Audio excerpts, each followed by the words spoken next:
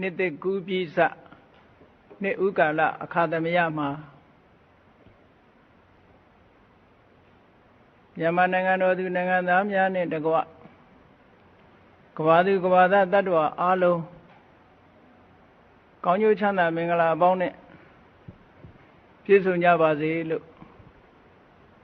ရှေးဥစွာဆုမွန်ကောင်းတောင်းအပ်ပါတယ်နှစ်ကူးပြီးစနှစ်ဥကာလအခါမှာဘုရားမြတ်စွာဟောကြားတော်မူခဲ့တဲ့တရားတော်များတဲ့ကနေ့စဉ်ဘဝမှာအစဉ်တပြေလိုက်နာကျင့်သုံးပြီးတော့ချမ်းသာဒုက္ခတွေရရှိဖို့ရန်အတွက်ဟောကြားထားတဲ့သုတ္တန်များကိုရွေးချယ်ပြီးတော့ဒီကနေ့နေဥကာလဓမ္မလက်ဆောင်တရားကိုဟောကြားမှာဖြစ်ပါတယ်လောကရှိလူသားတွေအားလုံးဟာနှစ်ဟောင်းကုန်တိုင်းနှစ်ဟောင်းကုန်တိုင်းနှစ်သက်ကိုကြိုဆိုကြပြီးနှစ်သက်မင်္ဂလာအခါသမယမှာကောင်းကျိုးချမ်းသာတွေကိုမျှော်လင့်တောင်းတကြတာဓမ္မတာတစ်ခုလိုဖြစ်နေပါတယ်မြည်သည့်လူမျိုးပဲဖြစ်ဖြစ်နှစ်ဥကာလအခါသမယမှာကောင်းကျိုးချမ်းသာတွေရကြပါစေကောင်းကျိုးချမ်းသာမင်္ဂလာအပေါင်းနဲ့ပြည့်စုံကြပါစေလို့တဦးတဦးဆုမွန်ကောင်းချွေပြီးတော့ရောက်ရှိလာမဲ့နှစ်သက်အခါသမယမှာစီးပွားရေးပညာရေးလူမှုရေးမိမိတို့ဘဝနေထိုင်ရေးတွေအလုံးအဆင်တပြေဖြစ်ဖို့ရာအတွက်မျှော်လင့်ခြင်းကြီးစွာရှိကြပါတယ်လူသားတိုင်းအားလုံးဟာတညီတည်းသောတစ်ခုတည်းသောဆန္ဒကတော့လူသားတွေဟာဒုက္ခကာမချမ်းသာခြင်းကြတယ်ဒုက္ခပฏิကူလဆင်းရဲဒုက္ခကိုယွံမုန်းကြတယ်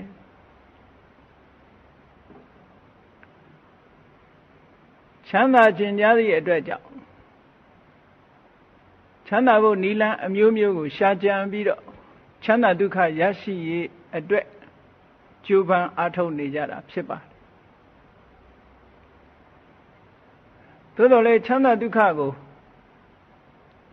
ဆိုင်ရာစစ်မှန်တဲ့အကြောင်းတရားကသာပေးနိုင်တာဖြစ်လို့အချို့သောအကြောင်းတရားများဟာချမ်းသာဒုက္ခကိုမပေးနိုင်ဘူးမပေးနိုင်တဲ့အကြောင်းတရားများကို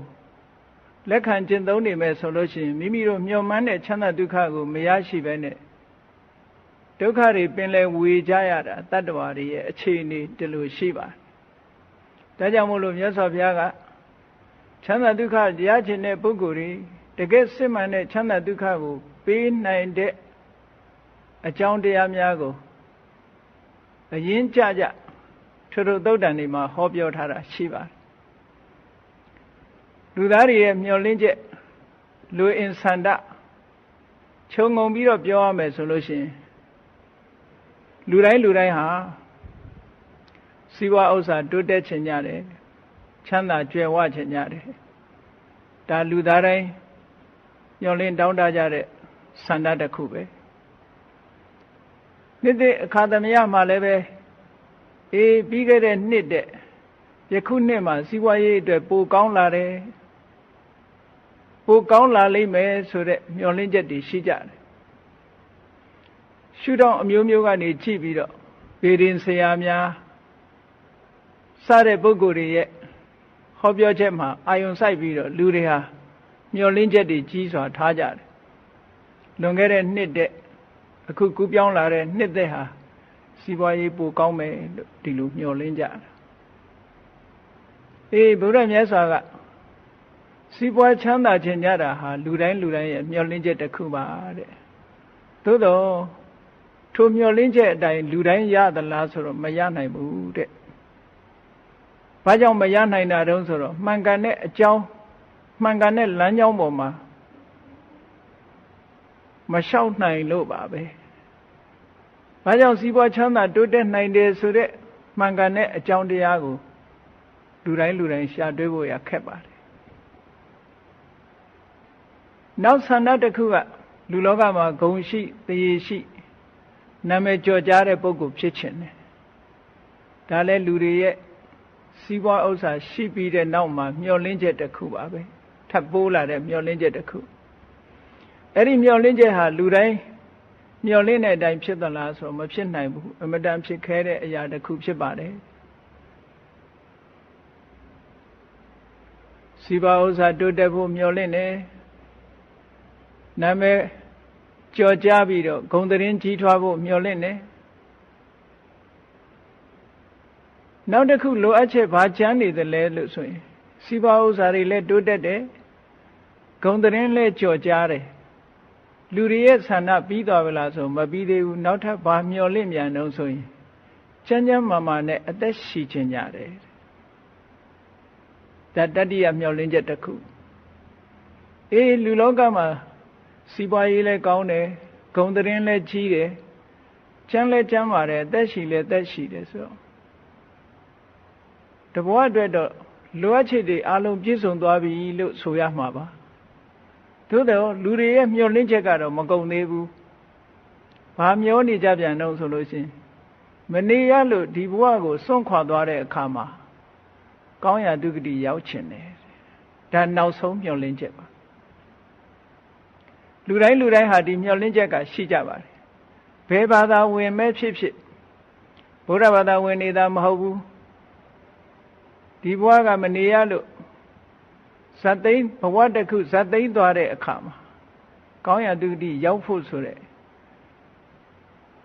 မျှော်လင့်ချက်ဟာဒါနောက်ဆုံးမျှော်လင့်ချက်လို့ပြောရမှာပါလူသားတွေဟာကမ္ဘာပေါ်မှာရှိတဲ့လူသားတွေအလုံးဟာဒီမျှော်လင့်ချက်နဲ့နှစ်ပေါင်းများစွာနေထိုင်နေကြတာဖြစ်တယ်ဒါကြောင့်မို့လို့နှစ်ဟောင်းတစ်ခုကုန်လို့နှစ်သက်တစ်ခုကျုံလာတိုင်းဒီလိုမျှော်လင့်ချက်တွေကိုကြီးစွာထားပြီးတော့လာကြတယ်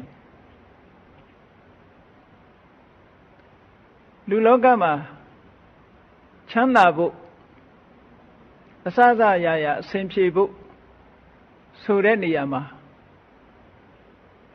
ဘယ်လိုဟာတွေကချမ်းသာတာတော့ချမ်းသာဒုက္ခဆိုတာလူတွေကမျှော်လင့်ချက်အတိုင်းရလာတဲ့အခါမှာဘယ်လိုချမ်းသာမျိုးတွေရတယ်လဲလူတွေရရှိနိုင်တဲ့ချမ်းသာကိုလည်းမြတ်စွာဘုရားကဟောကြားထားတာရှိတယ်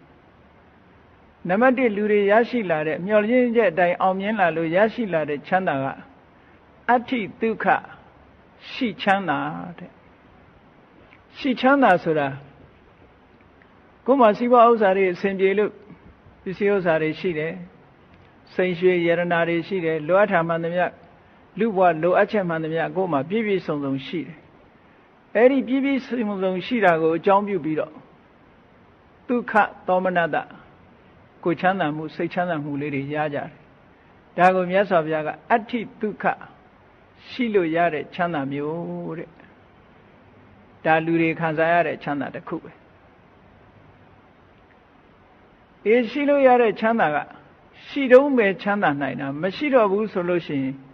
ချမ်းသာဒုက္ခလည်းပဲဆုံးရှုံးသွားနိုင်တယ်ဒါကြောင့်မို့လို့တည်မြဲတဲ့အရာတော့မဟုတ်ဘူးရှိနေတုန်းမှာခံစားရတဲ့ဒုက္ခမျိုးတဲ့အဋ္ဌိဒုက္ခနောက်လူတွေအခါအားလျော်စွာရတဲ့ချမ်းသာဒုက္ခတစ်မျိုးကဘာတုံးဆိုရင်ဘောခဒုက္ခအသုံးပြုရတဲ့ချမ်းသာအသုံးပြုရလို့ဖြစ်ပေါ်လာတဲ့ချမ်းသာတိုက်ရှိလို့တိုက်နဲ့နေရတယ်ကားရှိလို့ကားစီးရတယ်ပစ္စည်းဥစ္စာတွေရှိလို့ပစ္စည်းဥစ္စာတွေကိုအသုံးပြုပြီးတော့မိမိလိုချင်တာတွေရတယ်မိမိလိုရင်ဆန္ဒတွေဖြည့်တင်းလို့ပစ္စည်းဥစ္စာတွေသုံးစွဲလို့စိတ်ချမ်းသာမှုကိုချမ်းသာမှုလေးတွေရအဲ့ဒီစိတ်ချမ်းသာမှုကိုချမ်းသာမှုတွေဟာဘောဂဒုက္ခလို့ခေါ်တယ်ရလာတဲ့ပစ္စည်းဥစ္စာကိုသုံးစွဲရခြင်းကြောင့်ဖြစ်ပေါ်လာတဲ့ချမ်းသာတဲ့ဒီချမ်းသာမျိုးကိုလည်းပဲလူတွေခံစားကြရတယ်ပေါ့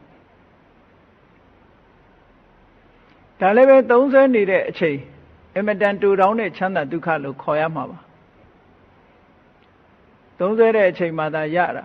အသုံးမပြုနိုင်ဘူးချမ်းသာရေးကြောင့်တော်၎င်းအခြေအနေတစ်မျိုးမျိုးကြောင့်တော်၎င်းအခြေအနေမပေးလို့သောကြောင့်၎င်း မသုံးဆွဲရဘူးဆိုရင်ဒီချမ်းသာဒုက္ခလည်းအလွယ်တကူနဲ့ဆုံးရှုံးသွားတဲ့ချမ်းသာဒုက္ခမျိုးဖြစ်တယ်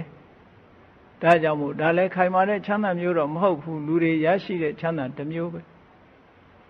နောက်တစ်ခုကဘာတော့ဆိုရင်လူတိုင်းဟာအစင်မပြေလို့ဖြစ်စေစီးပွားရေးတိုးချဲ့လို့ဖြစ်စေကျွေးတင်နေတတ်တာတွေရှိတယ်ကျွေးရှိနေတဲ့ပုဂ္ဂိုလ်ဒီကျွေးပေါ်မှာအမြဲတမ်းစိတ်ပူပန်ကြရတယ်တချို့နိုင်ငံတွေမှာဆိုလို့ရှိရင်ကျွေးယူပြီးတော့အလုပ်လုပ်ကြတာဖြစ်သောကြောင့်လူတွေရဲ့စိတ်ထဲမှာအမြဲတမ်းဖိစီးနေတယ်ကျွေးတွေကိုပုံမှန်ပေးနေဖို့ရာအတွက်အမြဲတမ်းစိတ်ဟာဖိစီးနေတယ်လာစဉ်မြည်မြဆက်နေရမယ်ဆိုတဲ့ကျွေးတွေရှိနေသည့်အတွက်ကြောင့်အလောက်ကကိုအနားမယူနိုင်မဲနဲ့အလုံးနဲ့လူနဲ့မပြတ်လာစဉ်ဆက်နိုင်ဖို့ရာအတွက်ကုန်းယုံပြီးတော့ကြိုးစားနေကြရတယ်အဲ့ဒါကျွေးရှိနေတဲ့ပုဂ္ဂိုလ်ရဲ့ဆင်းရဲမှုပဲအေးသူများစီကကျွေးမရှိဘူးဆိုတဲ့ပုဂ္ဂိုလ်ကြတော့အာနနယဒုက္ခလို့ခေါ်တယ်ကျွေးကင်းတဲ့ချမ်းသာသူများစီပေးဆက်เสียကျွေးမရှိဘူးကျွေးမရှိသည့်အတွက်ကြောင့်နားကျင်တဲ့အခါနားမယ်သွားကျင်တဲ့အခါသွားမယ်ကျွေးမရှိသည့်အတွက်ကြောင့်ခုနလိုစိတ်ထဲမှာပူလောင်နေတာမျိုးမရှိဘူးကျွေးကင်းတဲ့ချမ်းသာဟာလေလောကမှာတခါတရံလူတွေရနိုင်တဲ့ချမ်းသာမျိုးဖြစ်သည့်အတွက်ကြောင့်အာနနယဒုက္ခတဲ့အဲ့ဒီကျွေးကင်းတဲ့ချမ်းသာမျိုးကိုလည်းပဲလူတွေမျှော်လင့်ချက်ထဲကတခုရလာတတ်သေးတယ်တဲ့သို့တော့ဒီချမ်းသာတွေဟာတစုံတစ်ခုသောအတိုင်းအတာပေါ်မှာမှီပြီးတော့ရလာတဲ့ချမ်းသာတွေဖြစ်သည့်အတွက်ကြောင့်သိပြီးတော့အဆင့်မြင့်တဲ့ချမ်းသာမျိုးတော့မဟုတ်ဘူးတဲ့နောက်ဆုံးတကယ်အချမ်းသာဆိုတာဘယ်လိုချမ်းသာမျိုးတုံးဆိုရင်အနဝိစ္စဒုက္ခအပြစ်မဲ့ချမ်းသာဟာအချမ်းသာဆုံးပဲဆိုပါစို့အဋ္ဌိဒုက္ခရှိချမ်းသာဆိုတဲ့အထက်မှာအပြစ်တစ်ခုကျူးလွန်ထားလို့ရှိရင်ရှိပေမဲ့ရှိချမ်းသာကိုလွှမ်းမိုးပြီးတော့ဆင်းရဲကြရသေးတယ်ဘောဂဒုက္ခစားနိုင်တောင်းနိုင်တော့လည်းပဲအပြစ်တစ်ခုရှိနေပြန်လို့ရှိရင်ဘောဂဒုက္ခကလည်းပဲလူရဲ့စိတ်ကိုချမ်းမြေ့စေနိုင်မှာမဟုတ်ဘူးအပြစ်တစ်ခုရှိနေလို့ရှိရင်ခုနကကျွေးကင်းတဲ့ချမ်းသာကလည်းပဲကယ်နိုင်မှာမဟုတ်ဘူးဒါကြောင့်မို့လို့လူလောကမှာတန်ဖိုးရှိဆုံးအခိုင်မာဆုံးချမ်းသာဆိုတာကတော့မြတ်စွာဘုရားကအနဝိစ္စဒုက္ခတဲ့အပြစ်မဲ့ချမ်းသာကိုယ်အနေနဲ့ကာယကံအပြစ်မျိုးဝစီကံအပြစ်မျိုးမနောကံအပြစ်မျိုးဘယ်ဘက်ကလှည့်ကြည့်ပြစ်မှုတစ်ခုကျူးလွန်ထားတာမရှိဘူးဆိုလို့ရှိရင်အဲ့ဒီပုဂ္ဂိုလ်ရရှိတဲ့အပြစ်ကင်းစင်လို့စိတ်ထဲမှာချမ်းသာပျော်ရွှင်ရတဲ့ချမ်းသာဟာခုနကပြောတဲ့စားသုံးရရှိတဲ့ချမ်းသာတို့စားသုံးရတဲ့ချမ်းသာတို့ကျွေးကင်းတဲ့ချမ်းသာတို့တဲ့ပို့ပြီးတော့ကောင်းတဲ့ချမ်းသာတစ်ခုလို့မြတ်စွာဘုရားအဒီလိုဟောတာပါအေးလောကလူသားတွေဟာမျောလင်းချက်တွေနဲ့နေကြတယ်အခါအားလျော်စွာချမ်းသာဒုက္ခတွေရတယ်အဲ့ဒီချမ်းသာဒုက္ခတွေတဲကအပြစ်မဲ့ချမ်းသာဆိုတာကြတော့လူတိုင်းရကြတာမဟုတ်ဘူးရှိချမ်းသာခံစားတဲ့လူလည်းအပြစ်မဲ့ချမ်းသာရခြင်းမှရတယ်သုံးဆောင်မှုချမ်းသာဆိုတဲ့ဘောဂဒုက္ခကိုခံစားနေရတော့လည်းပဲအပြစ်မဲ့ချမ်းသာရခြင်းမှရတယ်အာနနေယဒုက္ခလို့ကြွေးကင်းချမ်းသာခံစားနေရတော့လည်းပဲအနဝိဇ္ဇဒုက္ခဆိုတဲ့အပြစ်မဲ့ချမ်းသာမျိုးရခြင်းမှရတယ်အပြစ်မဲ့ချမ်းသာဒီချမ်းသာ၄မျိုးမှာတော့အကောင်းဆုံးသောချမ်းသာမျိုးဖြစ်ပါတယ်အေးလူလောကမှာအတိုင်းအတာတစ်ခုအားဖြင့်လူတွေရဲ့မျှော်လင့်ချက်တွေလိုအင်ဆန္ဒတွေနှစ်တဲ့အခါသမယမှာအမျိုးမျိုးဖုံဖုံတွေးတောပြီးတော့မျှော်လင့်ပြီးတော့နေကြတာဆုအမျိုးမျိုးတောင်းကြတယ်မင်္ဂလာအပေါင်းနဲ့ပြည့်စုံကြပါစေတူလည်းပဲမင်္ဂလာဆိုတဲ့စကားလုံးလေးကိုသုံးရပြီးတော့မျှော်လင့်ချက်နဲ့လူလောကမှာနေကြတယ်မင်္ဂလာဆိုတဲ့စကားလုံးဟာတတိထားဖို့ကောင်းတာကတော့ လောကီမင်္ဂလာနဲ့လောကုတ္တရာမင်္ဂလာလို့ဒီလိုနှစ်မျိုးခွဲပြီးတော့မှတ်သားဖို့လိုအပ်တယ်လောကကယူဆထားတဲ့မင်္ဂလာလို့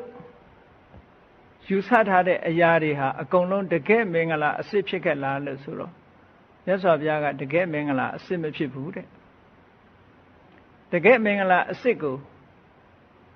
မြတ်စွာဘုရားမင်္ဂလာတုတ်တံမှာ38ဖြာမင်္ဂလာတရားများကိုခေါ်ထားတာဖြစ်လို့ဘုရားဘာသာဝင်သူတော်စင်များကတော့38ဖြာမင်္ဂလာအကြောင်းသိကြ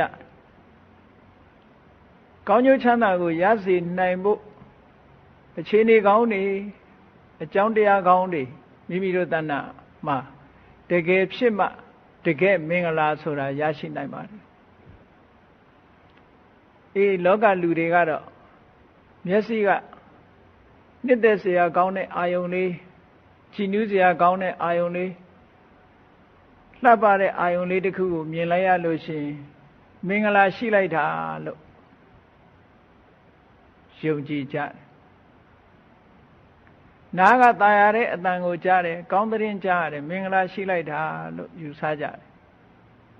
ထို့တူပဲနှာခေါင်းကားတို့လျှာကားတို့ခန္ဓာကိုယ်အထီးတွေ့တို့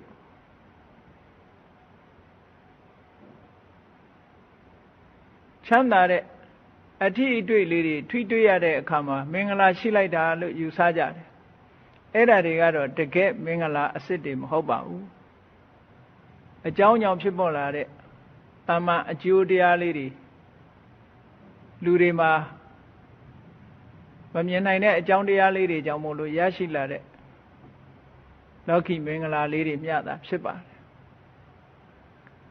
တကယ်ထိုမင်္ဂလာခိုင်မြဲတဲ့မင်္ဂလာမဟုတ်လို့တကယ်စစ်မှန်တဲ့မင်္ဂလာဆိုတာကတော့ဒီဘဝတည်းမကဘူးဒီဘဝမှာလည်းအရာရာအောင်မြင်တယ်တပ္ပထမပရာဇိတာလို့ဆိုတဲ့အတိုင်းဘယ်အရာမှအရှုံးမရှိအရာခတ်သိမ်းကိုအောင်မြင်ပြီးတပ္ပထသွတ်ထိန်ကိစ္ဆန္တိချမ်းသာဒုက္ခတွေရနိုင်တယ်ဆိုတဲ့တကယ်စစ်မှန်တဲ့အကြောင်းတရားတွေကိုအခြေခံပြီးတော့ဖြစ်ပေါ်လာတဲ့မင်္ဂလာကမှတကယ်မင်္ဂလာအစစ်လူတွေယူဆတဲ့မင်္ဂလာကတကယ်မင်္ဂလာအစစ်မဟုတ်ဘူးသို့တော့လောကလူတွေကမင်္ဂလာနဲ့ကံတရားလို့နှစ်ခုခွဲပြီးတော့ပြောတဲ့အခါမှာဘုရားမြတ်စွာကိုကိုးကွယ်စိတ်ကတဲ့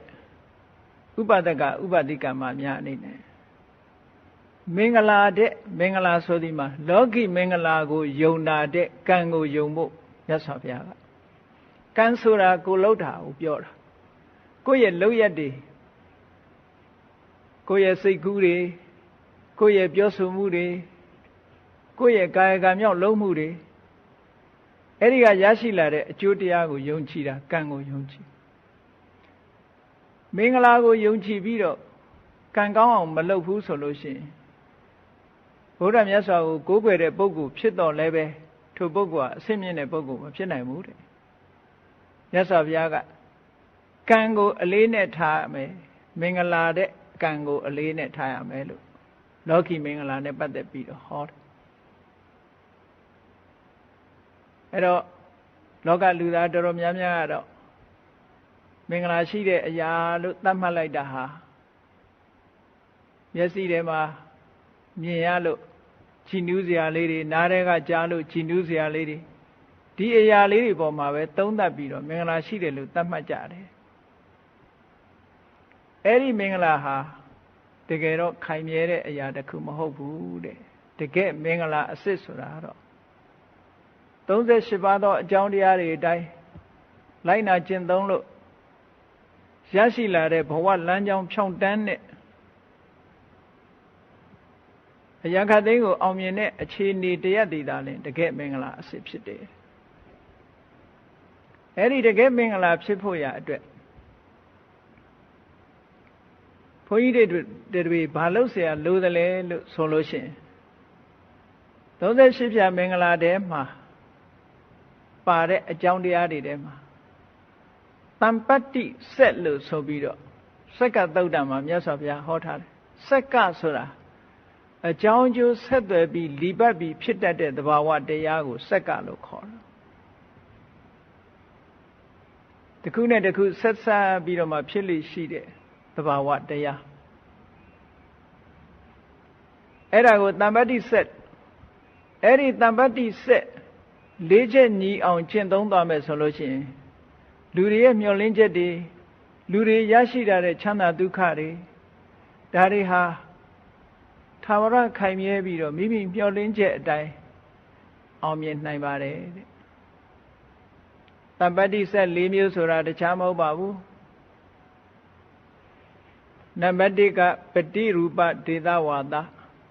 သင်တင်လျောက်ပတ်ကောင်းမြတ်သောအရမှနေခြင်းဆိုတာလူတွေဟာမိမိဘယ်နေရာမှာပဲမွေးကိုယ်နဲ့တင့်တော်တဲ့နေရာကိုရွေးချယ်ဖို့ဆိုတာအမှန်တမ်းအရေးကြီးပါတယ်ပฏิရူပဒေသဝါဒဆိုတဲ့နေရာမှာလည်းပဲအစဉ်စဉ်မိမိတို့ဆောင်ရွက်လုပ်ကိုင်တဲ့ကိစ္စအားလျော်စွာခွဲခြားမှတ်သားဖို့လိုပါတယ်စီးပွားရေးလုပ်ချင်သလားစီးပွားရေးဘက်ကတိုးတက်ချင်သလားစီးပွားရေးဘက်ကတိုးတက်ချင်တယ်ဆိုလို့ရှိရင်စီးပွားရေးကောင်းမဲ့အယောင်းဝယ်ဖြစ်ထွန်းတဲ့ဒေသမျိုးမှာနေဖို့လိုပါတယ်ဓမ္မသာလင်အယောင်းဝယ်ကိစ္စအတွက်အယောင်းဝယ်ဖြစ်ထွန်းတဲ့ဒေသသည်ပฏิရူပဒေသဝါဒအယောင်းဝယ်အတွက်မဟုတ်ဘူးကျမ်းမာရေးအတွက်ဆိုလို့ရှိရင်တော့ရာသီဥတုကောင်းတဲ့နေရာဟာကိုယ့်အတွက်ပฏิရူပသင့်လျော်တဲ့ proper location ပေါ့သူဆိုင်ရာရွေးချယ်တတ်ဖို့မြတ်စွာဘုရားကတရသေးကြီးဟောတာမဟုတ်ပါဘူးကျမ်းမာရေးအတွက်ဆိုရင်ကျမ်းမာရေးကောင်းတဲ့ရာသီဥတုကောင်းတဲ့ဆရာသမားတွေပြည့်စုံတဲ့ဆရာဝန်တွေရှိတဲ့မကျမ်းမာဖြစ်ရင်ဆေးဝါးကုလို့ရတဲ့နေရာမျိုးကိုရွေးချယ်ပြီးတော့နေရမယ်တဲ့ပညာရေးအတွက်လားပညာရေးအတွက်တိုးတက်ချင်တယ်ဆိုလို့ရှိရင်ဆရာကောင်းကောင်းတက္ကသိုလ်ကောင်းကောင်း college ကောင်းကောင်းကျောင်းကောင်းကောင်း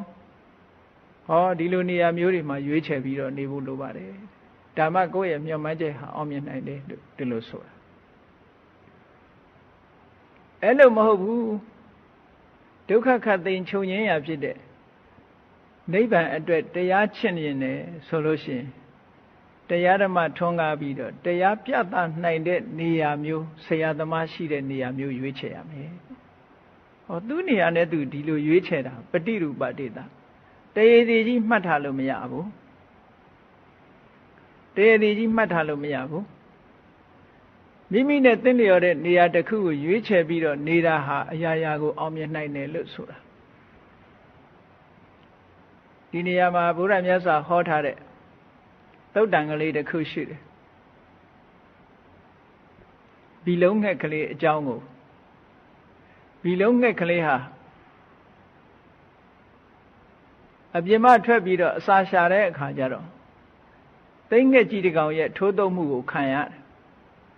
အဲ့တော့ဘီလုံးငှက်ကလေးကအော်တဲ့ငါကိုကလော်လီတာကိုနေရာကိုမနေဘူးသူများနေရာသွားနေလို့ငါဒီလိုခံရတာငါနေရာမှာဆိုလို့ရှိရင်တော့ဘယ်လိုငှက်ကြီးတွေဘယ်လိုဂျိုးသိန်းတွေလာငါမမှုဘူးနဲ့တတွတ်နဲ့သူကပြောနေတယ်တတွတ်ပြောနေတဲ့အခါကျတော့သူ့ကိုကုတ်သွားတဲ့ဂျိုးသိန်းကြီးကမခံနိုင်ဘူးအမေမင်းလူကောင်ကဘယ်နေရာနေငါလက်ကလွတ်မယ်လို့ထင်သလားမင်းနေရာဘယ်မတုံးဆိုကျုပ်နေရာထဲစားခဲတဲ့မှာလို့ဆိုကောင်းပြီမင်းနေရာသွားမင်းငါလာဖမ်းမယ်ပေါ့ဆိုပြီးတော့ဘီလုံးငှက်ကလေးလွတ်လိုက်တာဘီလုံးငှက်ကလေးကပြန်သွားပြီးတော့သူနေတဲ့ထဲစားခဲပေါ်မှာတက်ပြီးတော့သိငှက်ကြီးကိုလှမ်းပြီးတော့စိန်ခေါ်လိုက်တဲ့လာခဲ့ပါဒါကျုပ်နေရာကျုပ်ရောက်ပြီခင်ဗျားမမှုဘူးလို့ဆိုတော့ဟိုကောင်ကစိတ်လဲဆိုးတာပေါ့မလောက်လေးမလောက်စားနဲ့သူ့ကိုစိန်ခေါ်ရမလားလို့ဆိုပြီးတော့အတောင်ပံရုပ်သိမ်းပြီးတော့ထိုးဆင်းလာလိုက်တာထိုးဆင်းလာလို့သူနာရောက်တော့မယ်ဆိုတာကိုလည်းသိလိုက်ရောစုတ်ခနဲ့ဆိုပြီးတော့ထဲစားခဲအောက်ဝင်ဝတ်လိုက်တာဂျိုးသိန်းကြီးကအရှိန်မထိန်နိုင်တော့ရင်ဘတ်နဲ့ထဲစားခဲနဲ့ဆောင်းပြီးတော့ဂျိုးသိန်းကြီးသေပွဲဝင်သွားတယ်ကြည့်ဘလောက်ပဲအင်အားနည်းတဲ့အကောင်ပဲဖြစ်ဖြစ်ကိုနေရာကိုနေလို့ရှိရင်တော့အင်အားရှိတာပဲ အဲ့ဒါကိုမြတ်စွာဘုရားကဟောတာပါပฏิရူပဒေသဝါဒဆိုတာရွေးချယ်ရတယ်တဲ့ကိုယ်နဲ့လိုက်တဲ့နေရာမျိုးကိုရွေးချယ်ပြီးလောကလူတွေကအစွဲလေးတစ်ခုရှိတယ်ကိုမွေးတဲ့နေရာတို့ကိုပျော်တဲ့နေရာတို့နေကြတယ်တော်တဲ့နေရာမှာမနေဘူးပျော်တဲ့နေရာမှာနေတယ်လူတွေကနေရာရွေးတာကိုအပျော်နဲ့ရွေးကြတယ်တော်တာနဲ့မရွေးဘူးမြတ်စွာဘုရားကတော်တာနဲ့ရွေးဖို့ပฏิရူပဒေသဝါဒကိုဒီလိုဟောတာအဲ့ဒါကြောင့်မို့လို့နေရာဒေသလေးကိုရွေးချယ်နေတတ်မယ်ဆိုလို့ရှိရင်ကိုယ့်အတွက်အောင်မြင်မှုတွေရရှိလာနိုင်တယ်ဒါကိုတမ္ပတ္တိဆက်လို့ခေါ်တယ်အရာရာမှာအောင်မြင်နိုင်တယ်ပฏิရူပဒေသရွေးသည့်အတွက်ကြောင့်လူတော်လူကောင်းတွေနဲ့တွေ့ရတာဆိုတဲ့အကြောင်းတစ်ခုထပ်ရလူတော်လူကောင်းတွေနဲ့တွေ့တော့ဘာဖြစ်တုံးဆိုရင်လူကောင်းတွေပေါင်းသည့်အတွက်ကြောင့်စိတ်ကောင်းနှလုံးကောင်းထားတတ်တယ်ကောင်းတဲ့အလုပ်တွေကိုလုပ်တတ်လာတယ်ပုပ္ပေသကတပုညတ္တာဆိုတာမျိုးပေါ့အတိတ်ဘဝကုသိုလ်ကောင်းမှုတွေရှိလာခဲ့တယ်ကုသိုလ်ကောင်းမှုတွေလုပ်လာတယ်ဒီဘဝမှာလည်းလုပ်လာတယ်အတိတ်ဘဝလည်းကုသိုလ်ကောင်းမှုတွေရှိတယ်လူကောင်းတွေပေါင်းသည့်အတွက်ကြောင့်ဆိုပါစို့တရားပွဲတွေသွားပြီးတရားနာတဲ့မိတ်ဆွေနဲ့ပေါင်းသည့်အတွက်ကြောင့်ကိုယ်လည်းတရားနာဖြစ်တယ်အလှူဒန်းဝါသနာပါနဲ့မိတ်ဆွေနဲ့ပေါင်းသည့်အတွက်ကြောင့်ကိုယ်လည်းအလှူဒန်းလုပ်ဖြစ်တယ်သီလဆောင်ထိန်းတဲ့မိတ်ဆွေကောင်းနဲ့ပေါင်းပြီးသည့်အတွက်ကြောင့်ကိုယ်လည်းသီလဆောင်ထိန်းဖြစ်တယ်ကမ္မထာအားထုတ်တဲ့မိတ်ဆွေနဲ့ပေါင်းသည့်အတွက်ကြောင့်ကိုယ်လည်းကမ္မထာအားထုတ်ဖြစ်တယ်ဆိုတော့ဟောကုသိုလ်တွေရပုပ္ပေသကတပုညတ္တာဖြစ်အဲ့ဒီကနေပြီးတော့လူတော်လူကောင်းတွေနဲ့ပေါင်းတယ်ကုသိုလ်ကောင်းမှုတွေလုပ်ဖြစ်လာတယ်နောက်ဆုံးအဓိကအချက်ကဘာဖြစ်လာတော့ဆိုအတ္တတမ္မာပဏိတိတဲ့ကိုနေတတ်ထိုင်တတ်လာ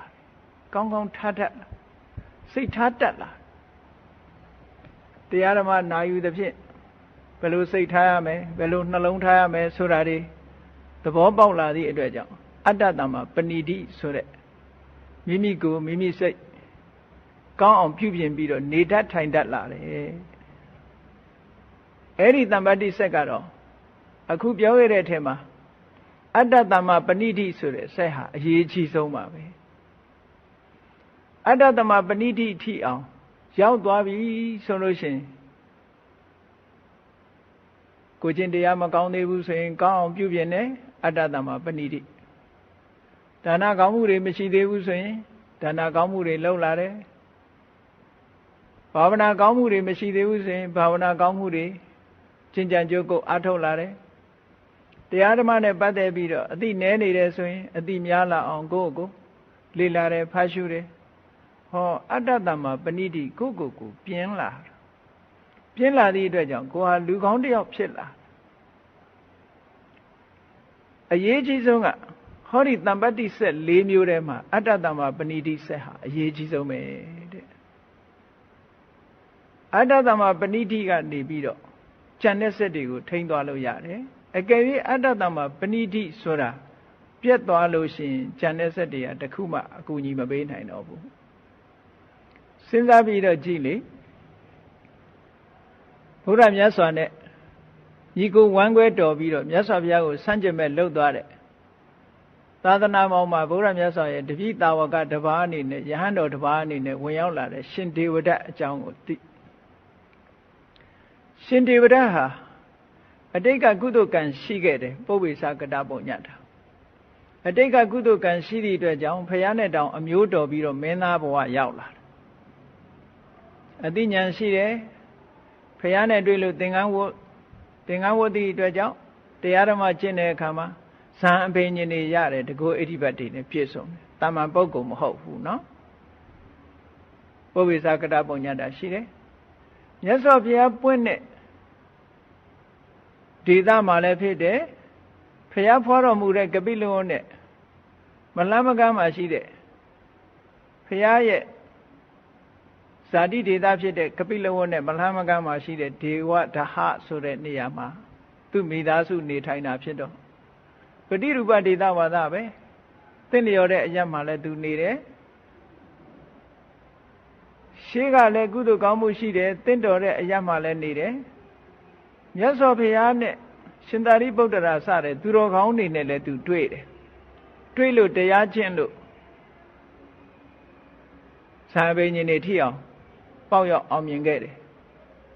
သို့တော့ကိုပြုပြင်ထိမ့်သိမ့်မှုဆိုတာမရှိဘူးစိတ်ကောင်းနှလုံးကောင်းထားပြီးတော့တရားဓမ္မဆက်လက်ပွားများရမှာမပွားများပဲနဲ့မြတ်စွာဘုရားကိုအန်တုလာတယ်ဘုံတကူချီးကျင်လာတယ်ဖြတ်လန်းကဘုရားဖြစ်ချင်လာတယ်ဆိုတာတွေနဲ့အတွေးအခေါ်တွေမှားပြီးတော့အတ္တတမ္မပဏိတိဆက်ဖြစ်ပြတ်သွားတာနဲ့တပြိုင်နက်ရှင်ဒေဝရရဲ့အခြေအနေတစ်ခုဟာနော်ယဟန်ဘဝကနေပြီးတော့နောက်ဆုံးအချိန်မှာ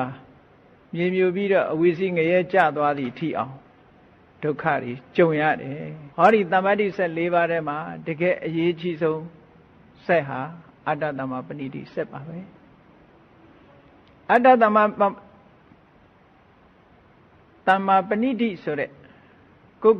ယ်စိတ်ကိုပြုပြင်ပေးတာကိုထိမ့်သိမ့်တာဆိုတာအရေးတကအရေးကြီးဆုံးထဲမှာထိတ်ကပ်နေတဲ့အကြောင်းတရားတစ်ခုပါဒါကြောင့်မို့မြတ်စွာဘုရားလူတွေရဲ့မျှော်လင့်ချက်တွေလူတွေရရှိခြင်းနဲ့ချမ်းသာတွေအဲ့ဒီချမ်းသာတွေမျှော်လင့်ချက်တွေရခြင်းတယ်ဆိုလို့ရှိရင်တဲ့လူတွေရဲ့တဏ္ဍာမှာဘာပြည့်စုံအောင်လုပ်ရမလဲလို့ဆိုရင်နံပါတ်1တတ္ထတံပရာတရားတရားနဲ့ပြည့်စုံအောင်လုပ်ရမယ်တရားဆိုတာ confidence ကိုလုပ်တဲ့လုပ်ငန်းအပေါ်မှာစိတ်ဝင်စားတာယုံကြည်တာကုသိုလ်တရားနဲ့ပတ်သက်ပြီးတော့စိတ်ဝင်စားတာယုံကြည်တာတတ္ထလို့ခေါ်တယ်အဲ့ဒီတတ္ထတရားဟာအမတန်မှအရေးကြီးတယ်တတ္ထတရားရှိလာပြီဆိုရင်ခုနမျှော်လင့်ချက်တွေအတိုင်းဖြစ်လာပါတယ်တရားတရားရှိလာတဲ့ပုဂ္ဂိုလ်တယောက်သည်စိတ်ကြည်နူးတယ်စိတ်ကြည်သည့်အတွက်ကြောင့်ကောင်းတဲ့အလုပ်တွေစိတ်ဝင်စားလာတယ်ဒါနကောင်းမှုတွေလုပ်တယ်သီလတွေစောင့်တည်တယ်ကမ္မထဘာဝနာတွေပွားများအထုတ်တယ်ကောင်းတာတွေလုပ်သည့်အတွက်ကြောင့်ကောင်းကျိုးချမ်းသာတွေရလာနောက်တစ်ခုအရေးကြီးတာကဘာလို့ဆိုရင်သီလတံပရာကိုချင်းတရားကောင်းဖို့လိုတယ်လောကလူတွေမှာကိုချင်းတရားပြတ်သွားပြီဆိုလို့ရှိရင်ဉာဏ်တွေထိန်းလို့မရဘူးဒါအတ္တတမ္မပဏိတိဆိုတဲ့ဆက်အတွင်းထဲကအစိတ်ပိုင်းလေးတွေလို့ပြောလို့ရတာပေါ့ကိုထားဆိုတာကိုကောင်းအောင်ထားတယ်ဆိုတာတရားတရားရှိအောင်ထားတရားတရားမရှိသေးရင်ရှိလာအောင်လုပ်ရမယ်ကောင်းတာလုပ်ရင်ကောင်းတာဖြစ်တယ်မကောင်းတာလုပ်ရင်မကောင်းတာဖြစ်တယ်ကံကံရဲ့အကျိုးကိုယုံကြည်တယ်လက်ခံတယ်ဆိုတဲ့ကမ္မတက္ကတသမ္မာဒိဋ္ဌိအခြေခံတဲ့တရားတရားဘုရားမြတ်စွာအမှန်တရားကိုဟောကြားနိုင်တယ်ဘုရားမြတ်စွာရဲ့ဉာဏ်တော်ကြီးကိုလက်ခံယုံကြည်တဲ့တတ္ထတရားအဲ့ဒီတတ္ထတရားတွေရှိလာပြီဆိုလို့ရှိရင်ကောင်းတဲ့အလုပ်တွေလုပ်ပြီးကောင်းတဲ့အလုပ်တွေလုပ်သည့်အတွက်ကြောင့်တတ္ထရှိလာတဲ့ပုဂ္ဂိုလ်ရဲ့တဏ္ဍာမှာသီလဆိုတာလည်းပြည့်စုံလာတတ်တယ်ဒါကြောင့်မို့တတ္ထနဲ့ပတ်သက်ပြီးတော့စာပေကျမ်းဂန်များမှာမျိုးစိတ်ကလေးနဲ့တတ္ထနဲ့အလားတန်တူတယ်တဲ့ဘယ်လိုတူတယ်လဲလို့ဆိုရင်မျိုးစိတ်ကလေးကအလုံးနှစ်ခုကိုလုပ်တယ်တဲ့တတ္ထကလည်းအလုံးနှစ်ခုကိုလုပ်တယ်မျိုးစိတ်ကဘယ်လိုအလုံးနှစ်ခုလုပ်တုံးလို့ကြည့်လိုက်မယ်ဆိုရင်မျိုးစိတ်လေးတစ်ခုကိုစိုက်လိုက်တာနဲ့တပြိုင်နက်ထိုမျိုးစိတ်လေးကအောက်ကိုအမြင့်ကလေးဆင်းလာပြီးတော့အပေါ်ကိုအညောက်ကလေးတက်လာတာဟောအလုံးနှစ်ခုကိုသူတပြိုင်နက်လုပ်တယ်အဲ့ဒါလိုပဲတတ္ထတရားရှိလာပြီဆိုလို့ရှိရင်ကိုယ်တရားထိမ့်သိမ့်မှုဆိုတဲ့အမြင့်ကလေးဆင်းသက်လာတယ်သမထဝိပဿနာကျင့်စဉ်ကိုချင့်ငင်းလို့ဆိုတဲ့အညွန့်အညောက်ကလေးလည်းတက်လာတယ်ဟောဒါတရားတရားရှိမှဖြစ်လာတာဒါကြောင့်မို့လို့တတ္တကိုအခြေခံသည့်အတွက်ကြောင့်သီလဆိုတဲ့ကိုယ်ကျင့်တရားကိုလည်းပဲထိမ့်သိမ့်ဆောက်ရှောက်လာတယ်ကိုယ်ကျင့်တရားထိမ့်သိမ့်ဆောက်ရှောက်လာပြီးတော့နောက်တစ်ခုလိုအပ်ချက်ကဘာလို့ဆိုရင်စာခတ်တံပရာလောကမှာလူတွေဟာရရှိလာတဲ့ပစ္စည်းကိုတယောက်တည်းမှမသုံးသင့်ဘူးအများနဲ့ share လုပ်ပြီးခွဲဝေပြီးတော့သုံးသင့်တယ်ကိုတယောက်တည်းသုံးဖို့ဆိုတဲ့ဒီမစ္စရိယတရားလွှမ်းမိုးနေလို့ရှိရင်ထိုပုဂ္ဂိုလ် society မှာအကျိုးပြုတဲ့ပုဂ္ဂိုလ်မဖြစ်ဘူးအကျိုးပြုတဲ့ပုဂ္ဂိုလ်မဖြစ်သည့်အတွက်ကြောင့် society ကလည်းသူ့ကိုပြန်ပြီးတော့အကျိုးပြုမှာမဟုတ် society ထဲမှာစိတ်ချမ်းမြေ့ပြီးတော့ပျော်ရွှင်ချမ်းမြေ့မဲ့ပုဂ္ဂိုလ်မျိုးမဖြစ်နိုင်ဘူးတဲ့ဒါကြောင့်မို့လို့ society ထဲမှာနေလို့ရှိရင်ကိုယ်မိသားစုအတွင်းမှာပဲဖြစ်စေအများနဲ့မျှဝေပြီးတော့သုံးစွဲတတ်ရမယ်စွန့်လွတ်နိုင်ရမယ်ကိုယ့်ရဲ့အခွင့်အရေးတွေအတွက်နစ်နာခံနိုင်ရမယ်စာကတံပရာစွန့်လွတ်နိုင်တယ်အရာရာမှာတွေ့ကပ်ပြီးတော့မနေပဲနဲ့ပေးနိုင်ကမ်းနိုင်တဲ့လက်ဖြူစင်တဲ့လက်ဆေးကြောပြီးတဲ့လက်စွန့်လွတ်မှုမှစိတ်ဝင်စားတဲ့သဘာဝတရားတွေရှိရမယ်အဲ့ဒါဟာစာကတံပရာလို့ခေါ်တယ်အဲ့ဒီအချက်နဲ့ပြည့်စုံဖို့လဲလိုတယ်တဲ့နောက်တစ်ခုအရေးကြီးဆုံးကတော့ပညာတံပရာပဲအသိလိမ္မာဉာဏ်ပညာရှိဖို့ဆိုတာအရာရာမှာအရေးပါဆုံးတစ်ခုပညာဆိုတဲ့နေရာမှာပညာဟာဘာလုပ်သင့်တယ်လဲဘာမလုပ်သင့်ဘူးလဲလုပ်သင့်မလုပ်သင့်ကိုခွဲခြားပြီးတဲ့ပညာဟာသိအရေးကြီးပါတယ်။ဘာကြောင့်အရေးကြီးလဲလို့ဆိုရင်လုပ်သင့်မလုပ်သင့်မှမသိဘူးဆိုလို့ရှိရင်လုပ်သင့်တာကြတော့မလုပ်ဘူးမလုပ်သင့်တာကြတော့လုပ်မိတယ်။အဲ့ဒါတော့ပြဿနာတက်တာမရှိဘူးလောကမှာမလုပ်သင့်တာကိုလုံးမိသည့်အတွက်ကြောင့်အပြစ်ဖြစ်တယ်လို့လုံးသင့်တာကိုမလုံးသည့်အတွက်ကြောင့်လည်းအပြစ်ဖြစ်တယ်။သို့သောလောကလူတွေကလူတယောက်တစုံတစ်ခုဆင်းရဲဒုက္ခရောက်ပြီဆိုရင်အေးဒီလူကဆင်းရဲဒုက္ခရောက်မှာပေါ့မလုံးသင့်တာတွေလှုပ်တာကိုလို့ဒီလူပြောလို့ရှိကြတယ်။သို့တော်လည်းဒီလူကလှုပ်သင့်တာမှမလှုပ်ဖဲကိုဆိုတာမျိုးအပြောမျိုးသိပြီးတော့မရှိဘူး။အဲ့ဒီနှစ်ခုဟာတူတူပဲလို့ဆိုတယ်မလှုပ်တဲ့နာကိုလှုပ်တာဟာအပြစ်ဖြစ်တယ်လို့လှုပ်တဲ့နာကိုမလှုပ်လို့ရှိရင်လည်းအပြစ်ပဲဓမ္မအမြင်နဲ့ကြည့်မယ်ဆိုလို့ရှိရင်စက္ကန့်ပိုင်းအတိုင်းကူးနေတာပါအဟောင်းကုန်ပြီးတော့အသစ်ကိုပြောင်းနေတာပါဒီလကုန်ရင်နောက်လလည်းပဲဒါလအသစ်ကူးနေတာပါပဲဒီကနေ့ကုန်လို့နောက်တရက်ဆိုတာလည်းပဲရက်အသစ်ကူးနေတာပါဒီနာရီကုန်လို့နောက်နာရီဆိုတာလည်းဒါအသစ်ကူးနေတာပါနောက်ဆုံးမှာဒီစက္ကန့်လေးကုန်သွားလို့နောက်စက္ကန့်ဆိုတာလဲကူးနေတာပါနေ့စဉ်နဲ့အမျှအသစ်တွေကြီးပါပဲအဲ့ဒါလို့အသစ်တွေအဟောင်းတွေချုပ်သွားပြီးတော့အသစ်တွေပေါ်လာနေတယ်ဆိုတာလောကရဲ့မမြဲတဲ့ယတ္တိမတဲ့အစင်ထာဝရရွှေ့ပြောင်းနေတဲ့သဘာဝတရားကြီးများသာဖြစ်ပါတယ်တကယ်စဉ်းစားကြည့်မယ်ဆိုလို့ရှိရင်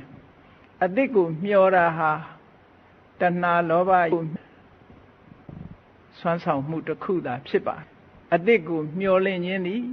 တဏှာမကင်းသူတို့ရဲ့အတွေးတစ်ခုမျှသာဖြစ်ပါတယ်နေ့စဉ်နဲ့အမျှကြည်လေဒီကနေ့နေကြီးထွက်လာပြီးတော့ဝင်သွားလို့ရှိရင်နေ့ဖြင့်ကနေအသစ်ပေါ့နေ့ဖြင့်ကထွက်လာတဲ့နေဟာနေအသစ်ပဲအဲ့တော့ဒီလိုလရီနေရီအသစ်ပြောင်းနေတဲ့အချိန်တွေကိုတော့အသစ်လို့မထင်ဘူးနည်းနည်းလေးကြားလာတဲ့ဟာကြတော့12လရက်ပေါင်း365ရက်ကြာညောင်းလာတဲ့အခါကျတော့အေးဒါနှစ်ဟောင်းကုန်လို့နှစ်သိရောက်လာပြီလို့လူတွေကတတိထားမိလာတာပါဝိပဿနာဉာဏ်နဲ့ဆင်ញင်သုံးသပ်မယ်ဆိုလို့ရှိရင်စက္ကန့်ပိုင်းမှာအသစ်ပြောင်းနေတယ်လို့ဒီလိုသိလာနိုင်ပါတယ်အဲ့တော့အသစ်ပြောင်းတာတွေကိုမျှော်လင့်နေမယ်ဆိုလို့ရှိရင်တော့တဏှာလောဘရဲ့အမြင်နဲ့မျှော်လင့်နေတာသာဖြစ်ပါတယ်ထိုမျှော်လင့်ချက်တွေဟာတဏှာရဲ့မျှော်လင့်ချက်တွေဟာမရက်သေးသမျှကိုမျှော်လင့်ချက်တွေဟာဖြစ်လာမှာတော့မဟုတ်ပါဘူးအကောင်းတွေကြီးဖြစ်မလာနိုင်ပါဘူးဘာကြောင့်လဲဆိုလို့ရှိရင်လောကမှာမိမိတို့လှုပ်ဆောင်နေတာအကောင်းလည်းလှုပ်တယ်လို့အဆိုးတွေလည်းလှုပ်နေကြဖြစ်သောကြောင့်အဆိုးတွေလည်းပါနေတာဖြစ်သောကြောင့်အကောင်းတွေကြီးဖြစ်လာဖို့ဆိုတာတန်တရားထဲမှာမမျှော်လင့်နိုင်ပါဘူးမျှော်လင့်ချက်တွေအားလုံးဟာတဏှာရဲ့စွမ်းဆောင်ချက်တွေများတာဖြစ်ပါတယ်ဒါကြောင့်မို့လို့မြတ်စွာဘုရားကနောက်ဆုံးမှာအတိတ်ကိုမျှော်တာကိုရုပ်သိမ်းလိုက်တယ်အတိတ်ရောအဟောင်းရောတူတူပါပဲတရားအမြင်နဲ့ကြည့်လိုက်မယ်ဆိုရင်မြတ်စွာဘုရားကဒါကြောင့်မို့တရားဓမ္မရပြီးတဲ့အခါအယမန္တိမာဇာတိနတ္ထိတာနိပုဏ္ဏဘောငါဘဝဟာဒါနောက်ဆုံးပဲနောက်ထပ်မရှိတော့ဘူးတဲ့အတိတ်ကိုမမျှော်တော့ဘူးဆိုလို့ရှိရင်ဒါဟာတန်တရားမှာဒုက္ခတွေချုပ်ငြိမ်းသွားခြင်းသာဖြစ်ပါတယ်အတိတ်မျှော်နေသွားခြင်းသမျှတန်တရားထဲမှာဒုက္ခတွေနဲ့ဆုံကြကြုံကြရအောင်မှာပဲဖြစ်ပါတယ်တဲ့ဒါကြောင့်မို့တဏှာရဲ့ မျှော်လင့်ချက်မျိုးမဖြစ်ဘဲနဲ့မိမိတို့ရရှိလာတဲ့နှစ်သက်ကာလအခါသမယမှာကြီးထွားလာဖို့တရားတရားအတ္တတွေမဖြစ်သေးတဲ့တရားတရားတွေဖြစ်လာအောင်မဖြစ်သေးတဲ့ကုကျင့်တရားတွေကြီးထွားလာအောင်မဖြစ်သေးတဲ့စာကတရားတွေများပြားလာအောင်မဖြစ်သေးတဲ့ပညာတရားတွေအတိဖြစ်လာအောင်ကြိုးစားခြင်းသည်သာလျှင်တကယ်အစစ်အမှန်ဖြစ်တယ်ဆိုတာယုံကြည်ပြီးအလုံးသောတရား